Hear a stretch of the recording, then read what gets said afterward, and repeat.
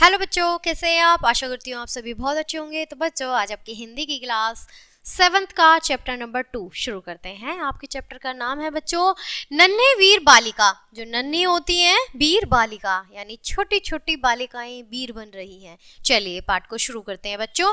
प्रस्तुत अध्याय में लेख ने कारगिल क्षेत्र को प्राकृतिक सुंदरता के साथ साथ नन्ही रोशनी के अनुपम पशु प्रेम को भी दर्शाया है, जो हम सबको पशु पक्षियों के प्रति प्रेम भावना रखने के लिए प्रेरित करता है। चलिए पाठ को शुरू करते हैं बच्चों।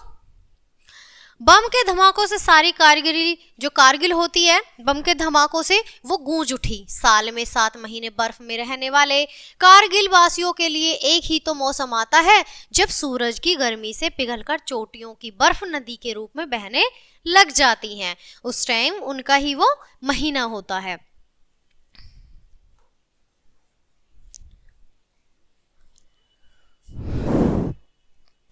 घाटी कल कल करते हुए पानी की सुरीली आवाज से भर जाती है। मौसम खुशनुमा हो जाता है।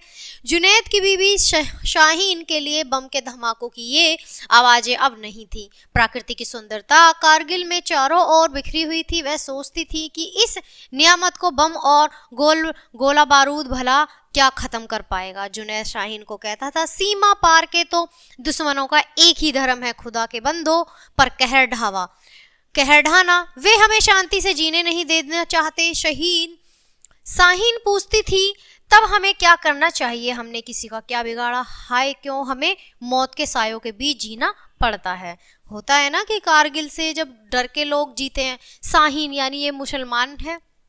शाहीन जानती थी कि गांव के उस कोने में भारतीय जवानों की चौकी है। वे ही गांव वालों के सुख दुख के साथी हैं और उनके भरोसे ही कारगिल वासियों के हौसले बुलंद है। जुनैद जवानों की वीरता के किस्से सुनाता था। नन्ही रोशनी तो अब्बा की बातें बड़े ध्यान से सुनती थी। नन्ही रोशनी का नाम था बेटी का, ठीक है। बातों को सुनकर बालिका ने नए जोश का संचार हो जाता था। कारगिल की घाटी इन जवानों की ऋणी हो चुकी थी। मजाल है दुश्मन गांव की और आंख उठाकर भी देख ले। शाहीन का ध्यान बटाया उन्हीं रोशनी ने। 6 वर्ष की ही नहीं जुनैद और शाहीन की बेटी थी। आज मौसम में ठंडक कम थी। शाहीन ने पानी गुनगुना कर रखा था। रोशनी को नहलाना था। नन्ही रोशनी रो रही थी। वह नहाना नहीं चाहती थी। वह उस कोशिश में थी कि कैसे माँ की गोद में निकलकर भागे और बकरी के नन्हे बच्चों को गोद में उठाए। वो खेलना चाहती थी। कल ही तो घर में इस नन्हे मेहमान का जन्म हुआ था। उन्हें मेमने की मह से घर किलकारियों से गूंज उठा था। अचानक पहाड़ों के पीछे गुजरती तोपों की आवाजें धीरे धीरे पास आने लगी। शाहीन चिंतित हो उठी। शाहीन ने आसमान की ओर नजर उठाई। काले पूरे रंग के बादल घिरते हुए आ रहे थे। वह चिंतित थी कि जुनैद कब आएगा। अचानक दरवाजा खुला। फातिमा बुआ झांक कर चिल्लाई। शाहीन भी चौकी पर जंग छिड़ गई। किबाड़ ठीक तरह से बंद भी कर दो, खिड़कियों को अच्छी तरह लगा लो और अंदर चली जाओ। जब तक गोलियों की आवाजें बंद न हो बाहर मत निकलना। शाहीन रोशनी को लेकर अंदर भागी। वह जानती थी कि घुसपैठियों के साथ सीमा पार की तोपें इसी तरह आबादी वाले क्षेत्रों में गोले बरसाती रहती हैं। शाहीन झटपट रोशनी को लेकर अंदर चली गई। धमाके और भी तेज हो गए। अचानक आंगन में मेमने की मह की आवाज गूंज उठी। मेमना अपनी माँ के साथ पुआल के ढेर पर सोया हुआ था। उस टाइम रोशनी उसे अभी अभी आंगन में उठा लाई थी। सूने आंगन में मेमने की चीखें गूंज रही थी। रोशनी के कानों में मेमने की चीख फिर गूंज उठी। नन्ही जान अम्मी की गोद से उतरने के लिए व्याकुल हो उठी। अम्मी रोकर तब तक रोशनी गोद से उतरकर भागी। शाहीन चीख पड़ी, बेटी बाहर मत जाना। रोशनी ने दरवाजे की संकल खोलते हुए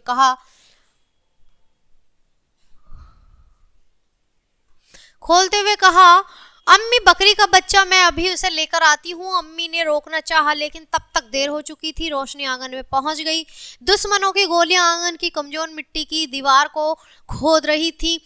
दंदनाती गोलियों के बीच रोशनी ने मेमने को गोद में उठा लिया। रोशनी की नजर दरवाजे की ओर गई।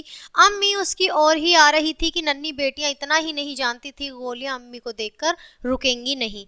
तब रोशनी क्या करे, अचानक उसकी नजर ऊपर गई।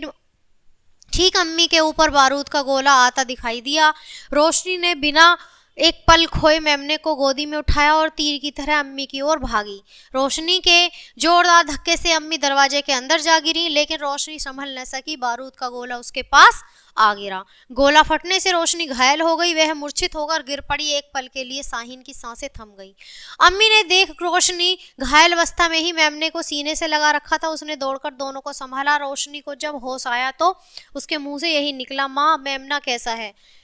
बाल मन में पशु प्रेम के भावों से माँ आत्मभोर हो गई, यानी उनको बहुत एक अंदर से होता है ना तरस आना, एक आत्मभोर हो गई वो। तो बच्चों ये थी बहुत प्यारी सी नन्ही रोशनी की कहानी, जो उनमें एक वीरता थी। तो बच्चों कैसा लगा ये पार्ट, मैं आशा करती हूँ आपको पार्ट बहुत ज़्यादा पसंद आया होगा। तो मिलते हैं आपसे इसी तरह नेक्स्ट पार्ट में। तो चलते हैं फिर अगले पार्ट की ओर, तब तक के लिए बाय, थैंक्स फॉर वॉचिंग।